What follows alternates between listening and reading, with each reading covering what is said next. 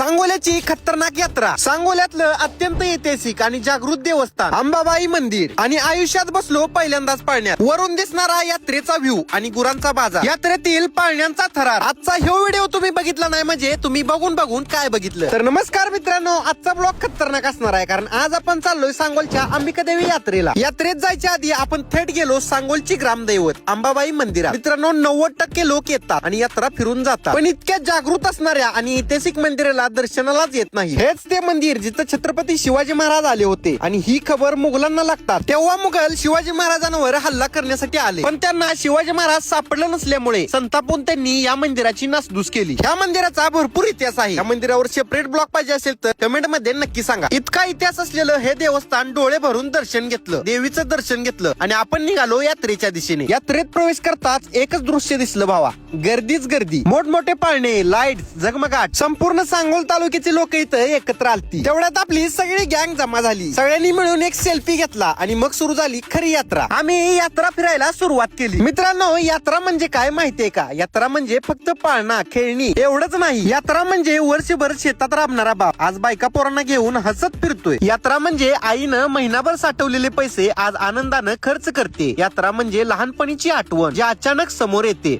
आणि मन भरून येतं. शहरात मेळा असतो पण गावाकडे यात्रा असते भावा, जिथं पैसा नाही तर भावना चालतात. मित्रांनो खेड्याकडची यात्रा म्हणजे आठवणींचा बाजार. इथं लहानपण सापडतं, इथं आपुलकी सापडते आणि सगळ्यात महत्वाचं म्हणजे आपण कोण आहोत हे आठवतं. शहरात माणूस गर्दीत हरवतो पण या यात्रेत तो पुन्हा स्वतःला भेटतो. आणि हो भावा, हा पाळणा बघायला जरी भारी वाटत असला पण बसायला तितकाच जीव घेणार. खाली उभं राहून एकदा बसायचं असं वाटतं, पण वर गेल्यावर देवाचं नाव आपोआप तोंडातनं निघतं. तेवढ्यात संगमचं मालक दिसलं आणि म्हणलं ये पाळण्यात बस. मी म्हटलं नाही बाबा नो, आपण कधी पाळण्यात बसलो पण नाही आणि बसणार पण नाही, मरायचं आहे काय? हे बोलणं पोरांना करताच पोरं म्हणली पाळण्यात बसायला लागते. शेवटी म्हणलं चला बाबा बसूया, भीत घासे ना. तिकीट काढलं, रांगेत उभा राहिलो आणि तिथं उभा राहिल्यावर हा फिरताना पाळणा बघून मी इथंच जिरली. शेवटी बसलो पाळण्यात. पाळणावर गेल्यावर यात्रेचा असा व्ह्यू दिसला ना, अंगावर काटा आला. हा सांगोलचा गुरांचा बाजार, लाईट्स, गर्दी, खूप भारी दृश्य होतं. मग पाळणा फिरायला लागला. भावाना असा जोरात पाळणा फिरवला की आयुष्यात कधीच पाळण्यात बसून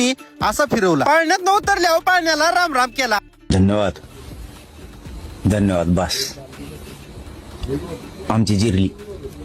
मी मनात ठाम निर्णय घेतला, पुन्हा कधी यात बसायचं नाही. आणि थोडी अजून यात्रा फिरलो आणि बरोबर 11 वाजता यात्रेचा निरोप घेतला. झाली यात्रा, चलो. मन भरलेलं, डोकं थकलेलं पण काळजाला समाधान. ब्लॉग कसा वाटला कमेंट मध्ये नक्की सांगा. व्हिडिओ आवडला असेल तर लाईक करा, शेअर करा आणि तुमच्या भावाला फॉलो करा विसरू नका, कारण असेच खतरनाक गावाकडचे ब्लॉग आपण घेऊन येत असतोय.